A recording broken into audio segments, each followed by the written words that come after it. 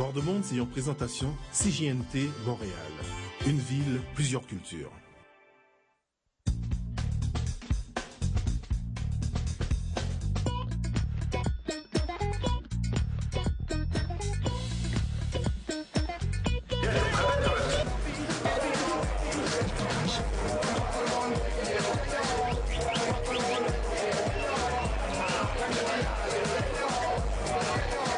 Ça te parle, oui, mon gars. C'est quoi que t'as de nouveau, là?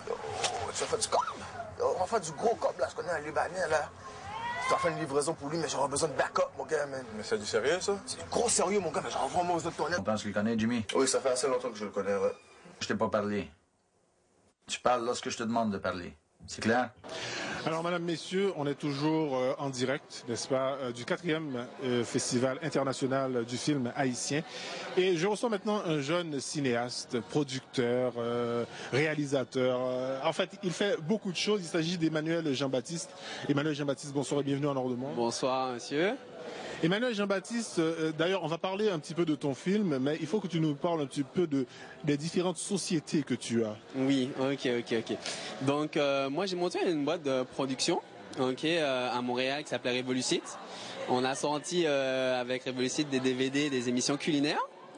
On a été distribué par Québécois dans tout le Canada et tout, donc ça avait quand même assez bien marché. Et ensuite, en fait, en parallèle avec mon entreprise de Montréal, j'ai monté une autre entreprise de production en Martinique, plus spécialisée en fait dans le cinéma antillais. Et donc c'est avec cette entreprise que j'ai monté, que j'ai produit finalement et réalisé Songer. Alors, Songer, un film qui est tourné à Montréal avec de jeunes acteurs montréalais, il faut le dire. Oui, tout à fait. Donc c'est des acteurs montréalais, je fais passer un casting et tout. Bon, c'est un film en fait qui parle de la communauté haïtienne à Montréal. Donc c'est des jeunes finalement haïtiens qui jouent dans le film, qui sont nés ici pour la plupart et tout. Et j'essaie de soulever en fait des sujets qui sont un peu tabous actuellement dans les communautés caraïbéennes. Parce que moi je suis martiniquais. Et je me suis rendu compte qu'en fait, dans toutes les communautés finalement caraïbéennes, on a plus ou moins les mêmes tabous.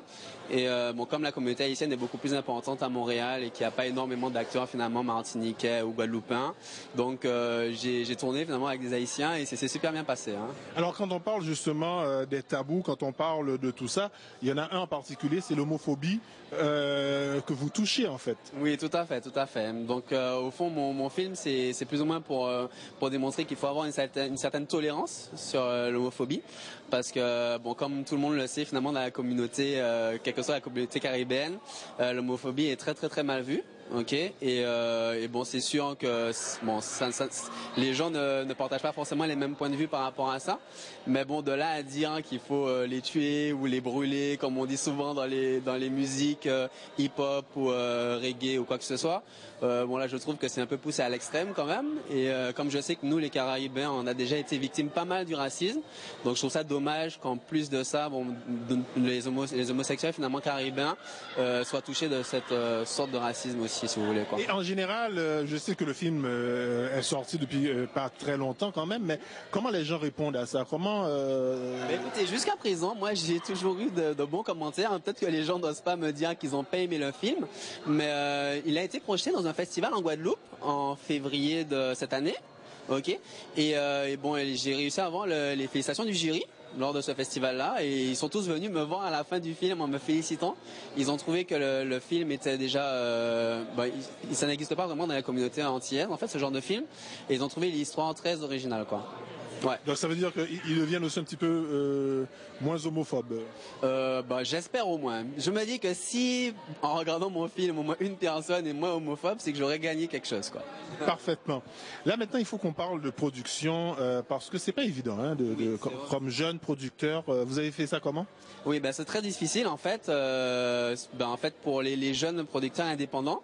Déjà, trouver le financement, c'est pas évident. Et puis, on est obligé pratiquement de tout faire nous-mêmes. C'est pas compliqué. Moi, il a fallu que je fasse la production, mais j'ai fait aussi la réalisation, la mise en scène, le casting. Il a fallu que je fasse le montage vidéo pour essayer d'éliminer le plus de frais possible.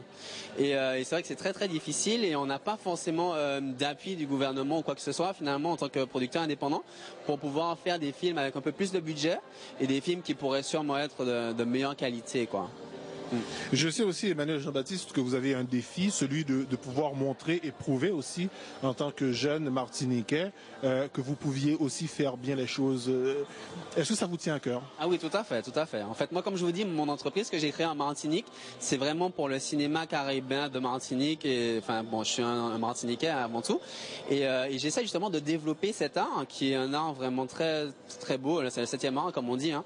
Et j'essaie en fait de développer cet art de ma façon, avec les moyens que j'ai, pour démontrer au monde finalement qu'on est capable quand même de faire des choses intéressantes avec peu de budget, en espérant que ça m'ouvrira des portes et que je pourrais aller chercher peut-être un peu plus de financement pour des films à plus gros budget, quoi.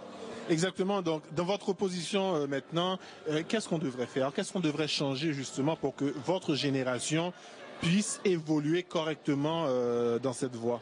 Disons qu'il faudrait peut-être mettre en place si vous voulez, des associations peut-être pour les jeunes producteurs, où il serait possible, en s'inscrivant dans ce genre d'association, d'avoir déjà le matériel à disposition. Ce qui nous permettrait déjà de sauver beaucoup d'argent, parce que la location de matériel pour un tournage, qu'on parle de caméra, qu'on parle d'éclairage, qu'on parle de, je sais pas, pour faire du travelling ou quoi que ce soit, c'est coûteux. Et c'est vrai que le problème en tant que producteur indépendant, c'est qu'on n'a pas énormément de budget, quoi.